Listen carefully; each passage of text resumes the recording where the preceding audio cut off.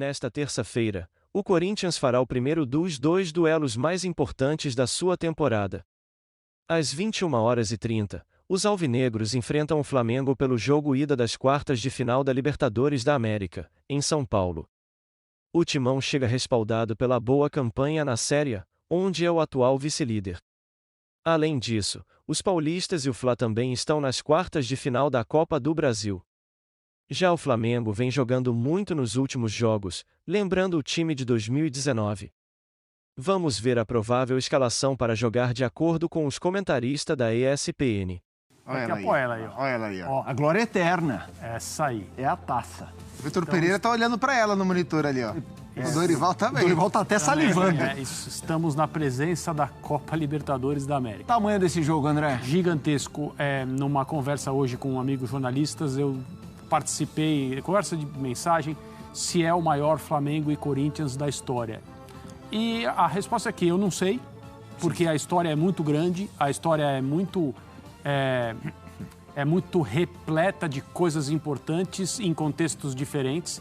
São duas instituições gigantescas no futebol do nosso país e talvez não seja possível afirmar. É claro, né, se fosse a final da Copa Libertadores, sendo que esses times nunca estiveram nessa ocasião antes ou em algo que fosse parecido com isso, a gente poderia dizer, olha, realmente não tem dúvida e tal. Mas ainda estamos longe da final, mas sem dúvida, talvez seja, né, no ranking aí dos maiores encontros entre Flamengo e Corinthians na história, estas duas partidas em 2022 pela Libertadores precisam constar. Não tem jeito.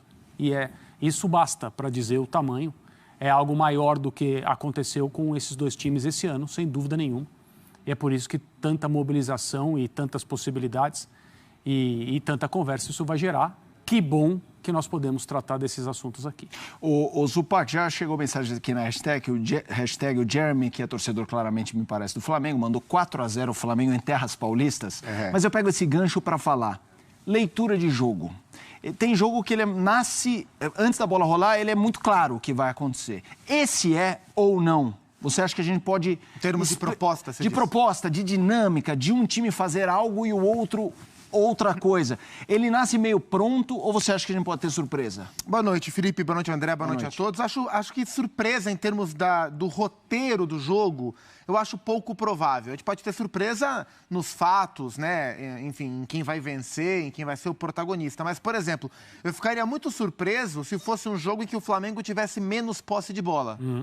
A única condição que eu vejo para o Flamengo poder ter menos posse de bola no jogo... ter um expulso. É se o Flamengo... Não. Ou se o Flamengo começar o jogo e rapidamente já meteu tipo um 2-0 logo nos primeiros 20 minutos, por exemplo. Aí natural que o Corinthians tente, de maneira efusiva, recuperar durante o jogo e o Flamengo dá um passo atrás, porque tem também jogadores velozes para contra-ataque. Mas o normal, pelo que essas equipes são e pela maneira que essas equipes têm se comportado em jogos deste tamanho, é que o Flamengo tenha mais posse de bola, que o Flamengo tome a iniciativa a maior parte do tempo. Acho que o Corinthians vai tentar vencer o jogo, e é evidente que vai, e precisa tentar vencer. Talvez até no comecinho tente fazer 1-0 para ter esse conforto. Mas o normal é que o Flamengo tenha mais domínio territorial. E o Corinthians jogue a partir dessa inteligência. E o próprio Vitor Pereira falou na entrevista pós-vitória sobre o Botafogo. Nós precisamos ter uma equipe equilibrada, que saiba se defender bem e que saiba atacar também. Então é muito importante para o Corinthians se defender bem contra um Flamengo que a gente viu aí, marcou 14 gols desde o dia 10 de julho. E vocês falavam sobre a questão do André citou, né? Sobre o maior Corinthians e Flamengo da história. A gente conversou sobre isso no Linha de Passe. E é curioso, né? Enquanto eu tive imagens da Neoquímica Arena, imagens de hoje, porque são os dois times mais populares do país. Só que eles não têm, numa questão de enfrentamento, uma rivalidade muito definida.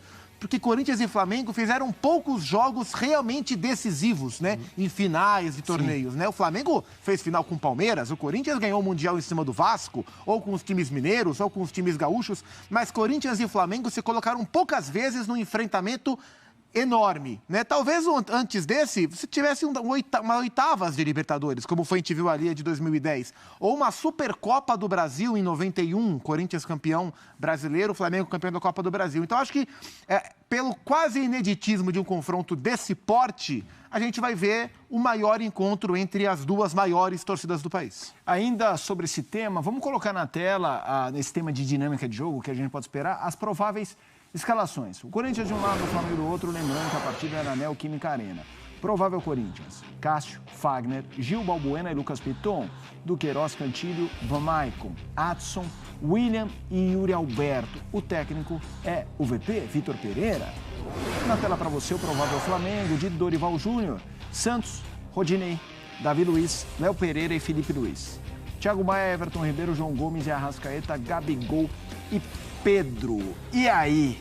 São times ótimos, mas esse Flamengo, quando você olha na tela, a tela dá uma envergada, então, né? Sim, a tela enverga e, por exemplo, lembra da nossa simulação aqui, de quem vai ganhar a Libertadores, nos emparceramentos e tal? Era um outro momento do Flamengo. Óbvio, né? Por se tratar de semanas, né, atrás, era um outro momento no Corinthians também. Mas, em termos de transformações, quem mudou radicalmente de sensação, quem mudou radicalmente de imagem mostrada? O Flamengo, e é uma imagem muito positiva. Eu acredito que o time do Flamengo será rigorosamente esse que você mostrou. Eu tenho dúvidas se o do Corinthians será esse e se jogará assim. Há algum tempo, o Vitor Pereira disse numa entrevista coletiva que era culpa dele o fato do 4-3-3 do Corinthians ter parado de se desenvolver, porque ele, na época em que o Corinthians foi à Bombonera pela fase de grupos ainda, e jogou com linha de 3 e 5 sem a bola, ele provocou essa intervenção. E ele chamou a responsabilidade. A culpa foi minha. Eu interferi, eu mudei, e por causa disso, as coisas pararam de acontecer. Isso pode voltar contra ele, se por acaso amanhã ele jogar com 3 zagueiros. Eu tenho zero informação sobre isso, mas eu tenho certeza absoluta que ele é capaz. Sim. Primeiro, porque ele já fez isso. Segundo, porque ninguém espera. Talvez precise, né? Surpreender. O Corinthians sabe que Flamengo virá. É o melhor Flamengo que nós vimos esse ano, é essa escalação, é esse modelo de jogo, é o losango com Pedro e Gabriel, avançando, melhorando, subindo de produção com a repetição desse sistema, com os jogadores se entrosando mais. É isso. O Flamengo não sabe que Corinthians vem. Pode ser que venha esse aí, pode ser que venha algo diferente disso, bem diferente. Eu não acho. Eu acho que ele vai jogar de novo com uma linha de 4 e com alguma variação entre esses jogadores que apareceram na tela, mesmo porque ele não tem tanta fartura assim, e tem aqueles nos quais ele confia e acredita, e tem aqueles sobre os quais ele tem mais dúvidas. O Corinthians não está numa boa condição em termos do nível físico do elenco. São jogadores em estágios muito diferentes. Sim. Ele próprio disse isso recentemente. Então, eu ponho a minha mão no fogo que ele não joga com 3 zagueiros e linha de 5 sem a bola em casa, eu não ponho. Uhum. Esse treinador é capaz disso. E se der errado, ele chama a responsabilidade. Se der certo, ele vai estar com esse sorriso aí, ó. Esse sorriso, esse meio sorriso. Mona Lisa. Que a torcida do Corinthians está acostumada a ver quando as coisas vão bem. Uhum. Entendeu? Vamos fazer o seguinte, aqui, nosso compromisso com vocês, análise e informação com os nossos repórteres que estão espalhados pelo Brasil. Afinal de contas, jogo Corinthians e Flamengo. Terça, quarta-feira tem Atlético Mineiro e Palmeiras, e o Atlético Paranaense também joga nessa semana. Olha o Pedro Henrique Torre na tela. Pedro Henrique Torre, o espaço é seu, as suas informações. Seja muito bem-vindo, Torre. Tudo bom, Felipe? Muito boa noite para você, boa noite, Zupac, André, todos os amigos que acompanham a gente no Sport Center. Estamos aqui na concentração do Flamengo, aqui em São Paulo, muito próximo do aeroporto de Guarulhos. Flamengo que chegou por volta de 5h30 da tarde. Uma tranquilidade aqui, recebido por alguns torcedores. O pessoal estava mais empolgado aqui com o Vidal, essa grande novidade, né?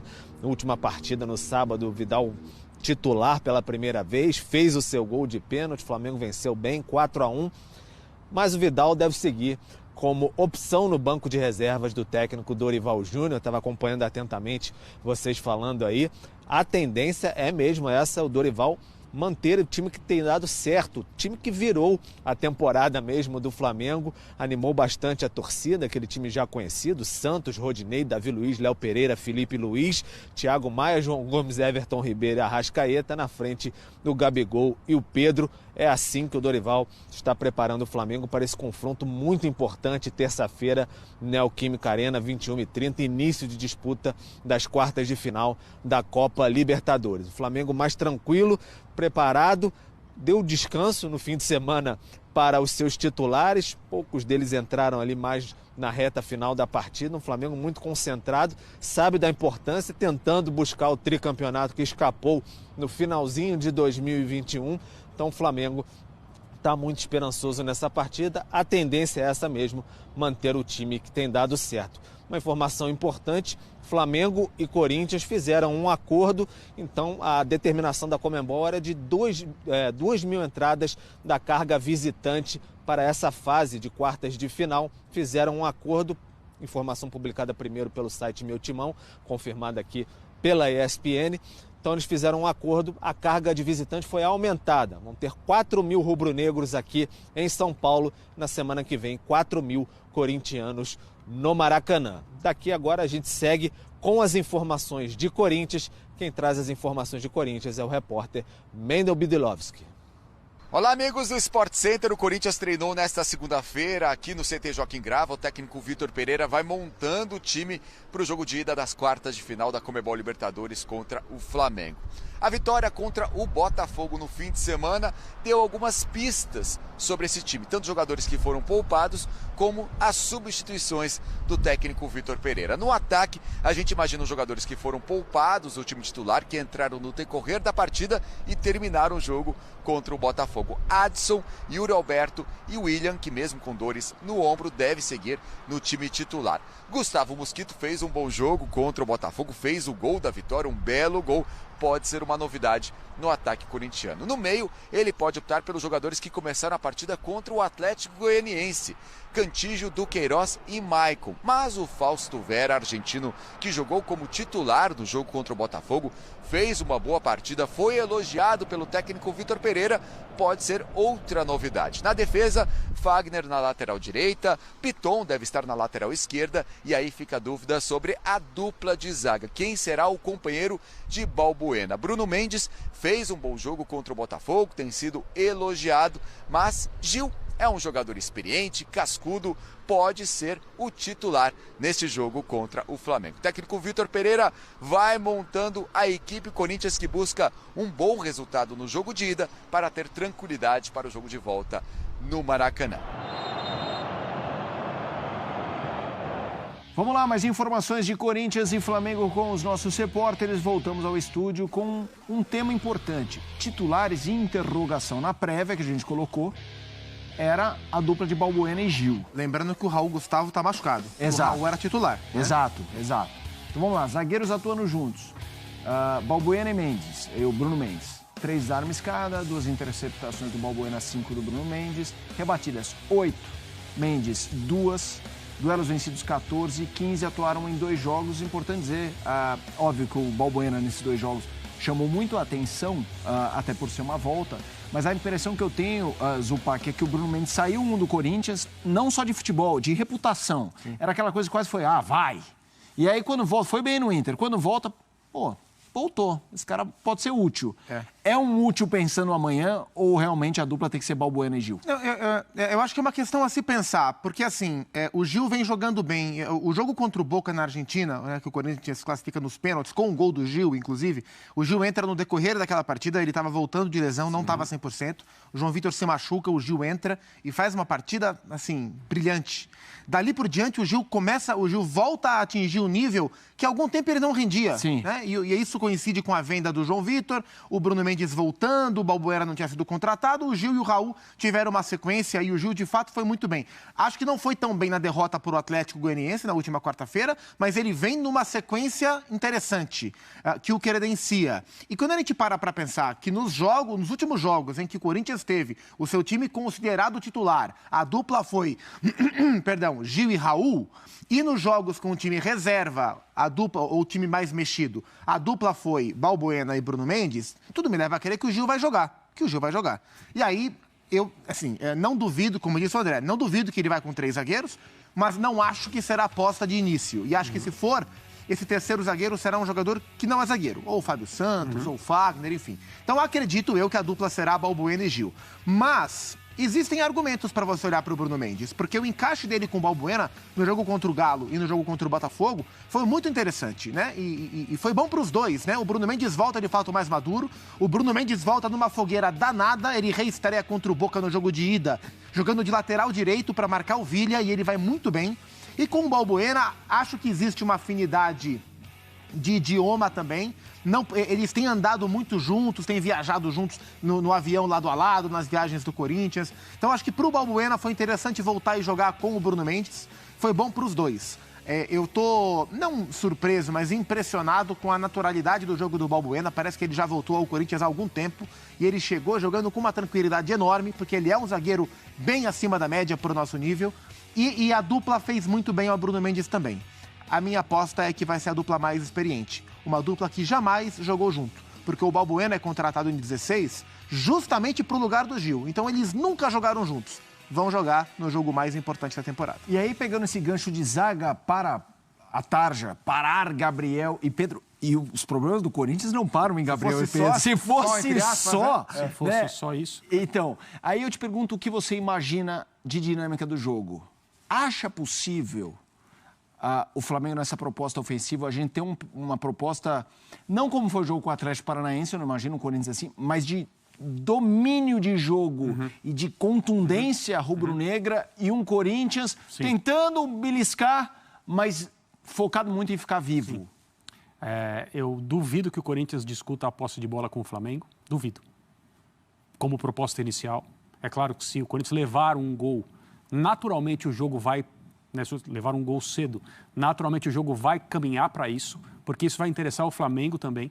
O Flamengo é um time muito capaz de dominar a partida em qualquer estádio contra qualquer adversário, mas é uma equipe que também sabe recuar alguns metros e apostar na qualidade técnica / características individuais de determinados jogadores que são decisivos. Então é preciso tomar muito cuidado com times assim. O Santos do Dorival, um dos melhores times que ele dirigiu, que tinha Ricardo Oliveira e Gabriel Barbosa, era um time que te dominava fora de casa, se fosse necessário, e se fizesse um gol, acabava com você no contra-ataque. As características eram misturadas assim. Eu estou comparando time com time, estou lembrando de um time dirigido pelo Dorival, com algumas coincidências, né, de jogadores, que tinham essa capacidade, assim como o Flamengo tem. Então, a minha impressão é que o Corinthians não vai querer discutir essa posse, vai fazer uma partida essencialmente defensiva, mas muito distante daquilo que o Atlético Paranaense fez no Maracanã. Na atuação do Atlético Paranaense, tem muito daquilo que o time do Filipão não conseguiu fazer, né? Eu também duvido que o Filipão determinou que o Atlético ia ceder tantas finalizações ao Flamengo, ia correr tantos riscos, ia ficar tanto tempo do jogo embutido na própria área, quase a partida inteira embutido no seu próprio campo. Né? Por isso que não dá para dizer que foi uma boa atuação defensiva. Não foi. Foi uma atuação defensiva muito ruim do Atlético Paranaense. O Atlético não perdeu no Maracanã por sorte. Simplesmente por isso. É direito de um treinador determinar um planejamento de jogo com essas características? Absoluto direito. Absoluto direito. Não se discute isso.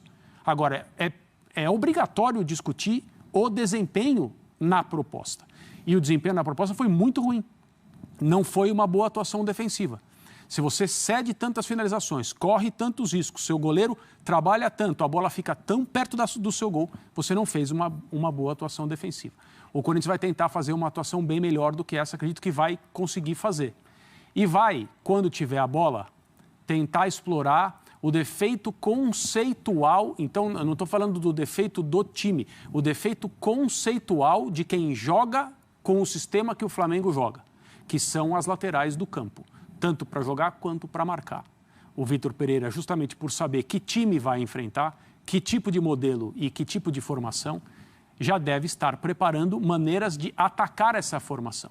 E o Corinthians vai tentar fazer isso. Não acho que vai ser um jogo de um time só, um monólogo, nada disso. Mas acho que o Corinthians vai investir em outras coisas além de discutir a posse com o Flamengo. É claro que, se for necessário, o time do Corinthians é capaz de fazer isso. Isso é um fato também. Fãs de esporte, aqui é a mensagem do Douglas que me faz lembrar um convite para vocês. Falando, só se fala nesse jogo desde as primeiras horas, então é isso. Amanhã o nosso compromisso é, a partir das 20 horas, vai ser assim ao longo de todo o dia, mas a partir das 20 horas, esse programa Sport Center vai estar embalado pelo pré-jogo. Imagens de vestiário, repórteres e analistas.